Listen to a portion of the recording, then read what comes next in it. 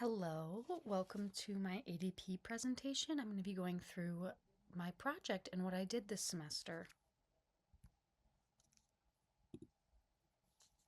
So first things first, a little bit about me. My name's Addie DeMars, and I'm a graphic design major here at Winona State in my senior year. And I'm originally from Stillwater, Minnesota, which is around 2 hours north of Winona. So within this project, we were given a lot of freedom with what we wanted to do, and we could really take this project as far as we wanted to take it, which was really exciting. And it gave us a new opportunity to explore things that we haven't been able to explore within some of our other courses, as well as really focus on the parts of design that we feel super passionate about. So for me, I knew I wanted to do something branding related just because that's something that I feel really passionate about and where I kind of see myself fitting into the design world. With that, I knew I had to have something more than branding. And so I chose to also create a product that my brand would market and sell. With that product, I knew I wanted it to be tactile and not something that only existed digitally, like something like a website would. So I created something that would be more you can touch and would be produced. And that also gave me the opportunity to explore the lab a lot more because we really haven't had a whole lot of opportunities to play around with lab equipment. Um, and that's something I just wasn't as comfortable with prior to this project. And then finally, I really wanted my product to center around something and be inspired by something that I feel really passionate about, whether it be a hobby or something deeper than that. I just knew I wanted it to be inspired by me and be something that I enjoy. All right, so the big idea, a quick preview of what I did. I created a cozy and nostalgic brand identity that's called Bookworm that sells a book lover's accessories kit complete with a set of earrings, a bookmark, and a page holder. And I'm going to get into each of those later on in the presentation. So, first, I'm going to kind of talk about how my project evolved, how I got from beginning to end, and the steps that took me there. So, throughout our project, we split our project into certain checkpoints, or what we called phases, and this allowed us to just stay on top of things and also gave us the opportunity to get some feedback from classmates because, as we've all learned throughout our design courses, hearing from peers and getting outside input on your designs is so imperative to success because there's certain things that you just don't notice and somebody else might notice, or certain areas where you might be lacking that somebody else's knowledge can really propel you forward in your project. And so this just gave that ability to do that. And also, these checkpoints served as a way to make sure that we were staying at least somewhat on task, which was really helpful. And so my first step when I came into this project was just to come up with an idea. Prior to this semester, I honestly hadn't thought much about what I wanted to do with ADP. I knew that it would always be coming up, but I hadn't really had a full fleshed out idea until I began the course. So I really started off with word mapping some of my passions, some of the things I enjoy doing, and just thinking of topics kind of thematically that I could base my project around. And that's where I landed on reading as the primary theme. And then I also tied in my love of jewelry. I'm not a huge accessories all the time person, but I would say like jewelry is one of the things that I always have. I always have my earrings in. I have a permanent bracelet. It's just something that I really enjoy. And I feel like it elevates any outfit. And then even beyond that, I really value coziness and just like quaint feelings and feeling comfy. And so that reading and those feelings, my love for jewelry really brought about the final project. And then from reading thematically, I started thinking of words that I think of with reading. And this was mostly to get a name for my brand, but also just kind of to generate some feelings that I associate with reading. And a lot of these feelings were inspired by my really fond memories I have of sitting on my grandparents' porch with them and just all of us reading. I remember there was one summer where I went there every day and would just sit on the porch all day and read. And reading has always been something that has just kind of connected me with my grandparents. Even on both sides of my family, it's been something that has always been there. And my other grandma's also really passionate about reading as well. She's an avid reader. And so this was just kind of like an ode to my family and the people I grew up with. So next up was defining the mission. So this would kind of guide me throughout the rest of my project, and it would also influence the style guide, which will come up next. So my brand's mission was to bring warmth to each moment shared with a good book through thoughtfully crafted book accessories. So I wanted to set the tone of just like this cozy, nostalgic feeling that you get when reading, and then translate that into some product. And that was really my mission. Next up was research and mood boarding. Now, there were parts like mood boarding never really stopped. Research never stopped throughout this project. But there was definitely an area when research and mood boarding was the most prominent thing I was doing. And so that's why I'm putting it at step 3. So I really, wanted to set the vibes that I was going for, the aesthetics I wanted to follow. So you can see this logo design that I felt really drawn to, and I feel like it kind of evoked some of those nostalgic feelings and the softness, but also kind of like this old-timey looking font that isn't holding on to the groovy fonts you might see when you think of like a nostalgic brand. And then just like these old book covers with their ornamental designs and stuff, I really wanted to bring that in as well within my designs. And then also just looking at what was available online already, seeing what were people making and how could I combine those ideas or make them better to create my product. And also some of this research also just included like what makes a good brand? How do you build a brand? How do I make earrings? How do I, find the right wood for so and so? And then all at the end of this, like, how do I make this sustainably? Because that was something that, while it wasn't necessarily like a huge goal, I do feel it's my responsibility as a designer growing up right now and gaining these experiences right now to really put sustainability at the forefront and think about that in every project I do. It should be a goal for every project.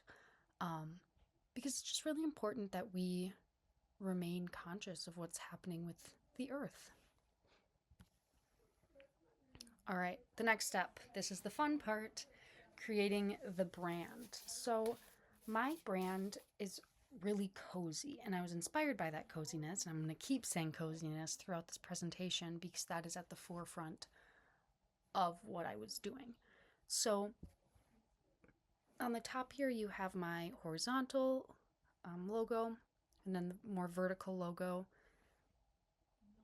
and then also a sort of watermark logo or icon logo. And I really started here because I wanted some kind of font that brought in that kind of eclectic feel and old-timey feel.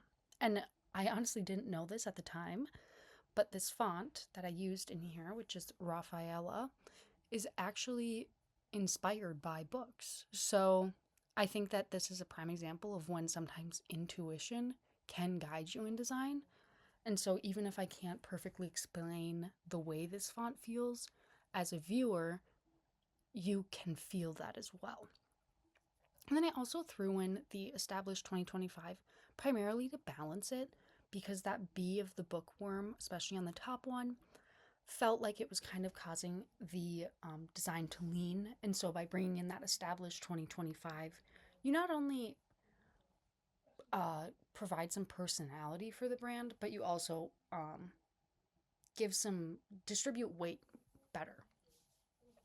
Color-wise, I'd initially gone for a different color palette that chose more greens instead of this pink, but after feedback and critique from the group, I was told to maybe explore a maroon color, and I'm actually really happy with doing that. So on the bottom here, you see the color Bookworm, and that is the primary brand color. And then blush works really well to complement those colors. And then as well, parchment is essentially white, but it brings in a creamier color, so it feels a bit softer as opposed to really starch white. And then the latte and ink just kind of balance those more colorful colors, I guess is the way to say it, and just kind of bring down that tone a bit more. And then also on the bottom here, you can see that I created a style guide that kind of lays out who my target audience is, what my purpose is, what the value, personality, and then also goes into logo usage, colors a bit more, and just brings in a cohesion to the brand. Also, you'll notice that the colors are inspired by the feelings of the brand. So bookworm is the bookworm color, or the primary color. And then we have ink and latte, and these kind of tie in. Ink is printed words, obviously. Latte, that cozy feeling of sitting down with a good book and drinking a cup of coffee. All right, step 5. It was time to design the products. So I used engraved wood for each of these. For the page holder on the top right, that's a thicker wood. But then for the earrings and the bookmark, that's a thinner wood, because I didn't want the earrings to be too heavy or thick. Same with the bookmark, too thick of a bookmark and your pages almost doesn't stay within the pages. You need to have that tightness of the pages to make it stay. The page holder is primarily functional, I'll say. It doesn't have any kind of intricate designs or details on it, but it works really well to keep your pages open. And as anyone who reads knows, that sometimes it can get really annoying to keep your pages open with just your thumb. The earrings feature an engravement that can be customized to the buyers. So here we have an A for Addie. And then they also feature thrifted book pages. So they're glued on there with Mod Podge, and then everything has been sealed in an eco-friendly varnish that I was able to find online. Packaging. I initially, coming into this project, kind of wanted to create a pretty intricate packaging design that was modeled after a book.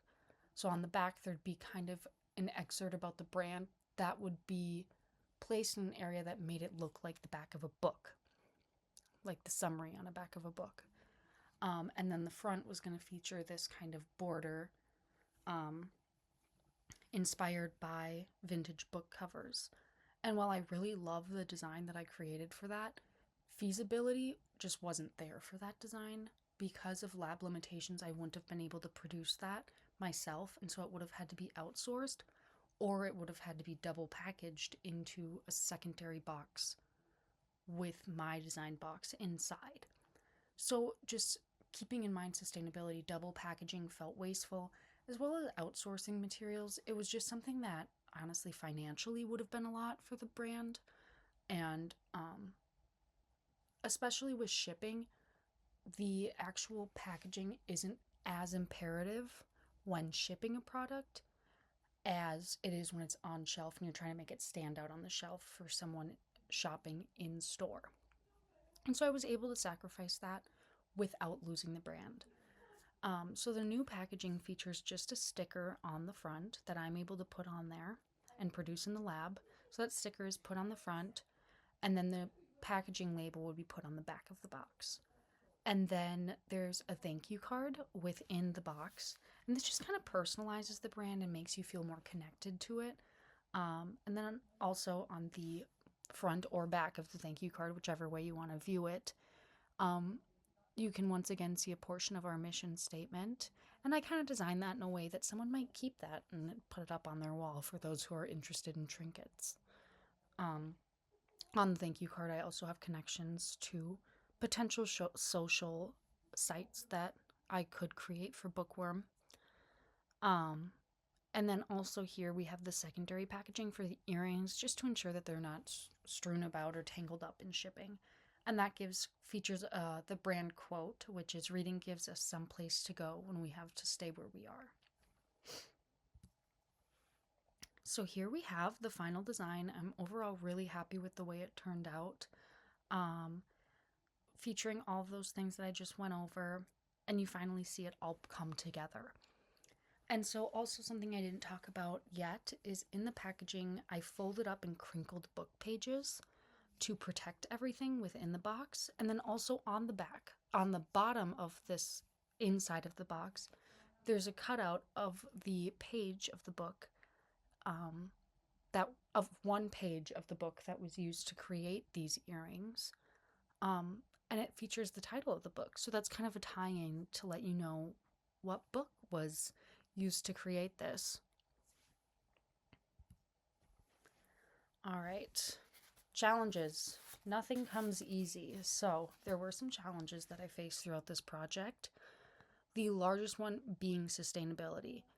I think that being sustainable within your designs is really important, but it's also really challenging. Throughout this project, I definitely gained some clarity as to why it isn't something everyone does, because it isn't easy, and there are certain sacrifices you need to make in order to be sustainable and to prioritize that within your projects. So, for example, the ceiling, the wood, the sealant I was able to purchase is environmentally friendly. However, it doesn't work as well as something like a resin would. And that's just a sort of sacrifice that you need to make, because you have to decide which aspect of your product is more important, whether it's sustainable or whether it's waterproof. And through talking to peers and kind of weighing which one they feel is more important, they decided that sustainability was something that I should pursue over completely waterproof earrings. And I agreed with that, especially because my product was using recycled book pages. I felt like it kind of lost its meaning and its purpose by making it non eco friendly with a sealant. And then also within that as well, I talked a little bit about packaging. And so that was something I also sacrificed as well, that pretty designed packaging. It just wasn't feasible, and it wasn't as sustainable as me creating it myself. Just because I have more control over what I'm using to create things when I create the packaging myself. Also, some of the production of things went a little haywire. So when it came to wood engraving, I was using a really, really thin wood. It was 1/16 of an inch wood. And this wood was also really soft. So when laser cutting and engraving, it was really prone to burning. And not only is that scary to watch, but it leaves marks on the wood. So it's not something that you can let happen and then not care about, essentially. So there was a lot of trial and error with that, and I was lucky that a lab assistant hung out with me and helped me get through that, just because that was challenging. And I'm glad that I was able to find the correct settings to get the engravement I wanted without burning the wood. So I learned a lot during this course, and I'll say that top three, I learned a lot about sustainable design. I've kind of gone over some of this stuff throughout this, but there's a lot of things that you don't realize are unsustainable until you think about it further. And I'm really lucky to be in a class with a lot of people who are also feeling responsible and feeling like they are responsible for creating sustainable designs. And so we were able to kind of build off of each other. Things that I didn't know were unsustainable, someone might tell me in my class, like, did you know this? And then I was able to further my project by learning from them. Even beyond that, I learned so much from listening to my peers talk about their processes for their own projects. A lot of us centered our projects around sustainability. And so listening to my peers talk about avenues they were taking in order to promote that really allowed me to learn a lot more. I also learned a lot about trial and error.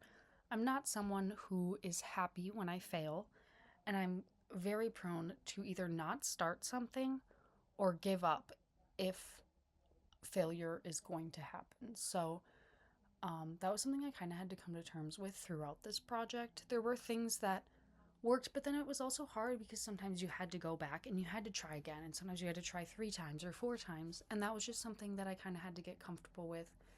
And I will need to get comfortable with, because a huge, huge aspect of design is being comfortable with failure and being open to someone telling you there's a better way to do it. and being receptive to that. Finally, self discipline and managing a timeline. This project, because we're given so much freedom, it can be really, really easy to procrastinate. But staying on top of tasks and really holding your own self accountable is so necessary to be successful throughout this course. Um, Especially even if it's like, oh, we don't have to do this for 2 weeks, we don't have to present this to our professor for 2 weeks. Other things come up, unforeseen things in other courses, or you might meet a challenge that if you did this the night before, one, it wouldn't turn out as good. But also, two, like you might not be able to get it done because your other class is having a test tonight, so you don't have time to do this anymore. So it's just staying on top of those deadlines, and it's also so relieving when you have what you need done early as opposed to counting down the clock and you're worried about if you'll get it done in time. I also want to give a special shout out to my classmates and Professor Bojic for so much support and feedback throughout this time. I'm someone who asks a lot of questions, and so everyone's always been very welcoming to me when I ask my questions, other than when I get my limit of 3 a day. But they've given me so much feedback, and really, I could not have created this project or done any of this without my peers in my class. Thank you for listening.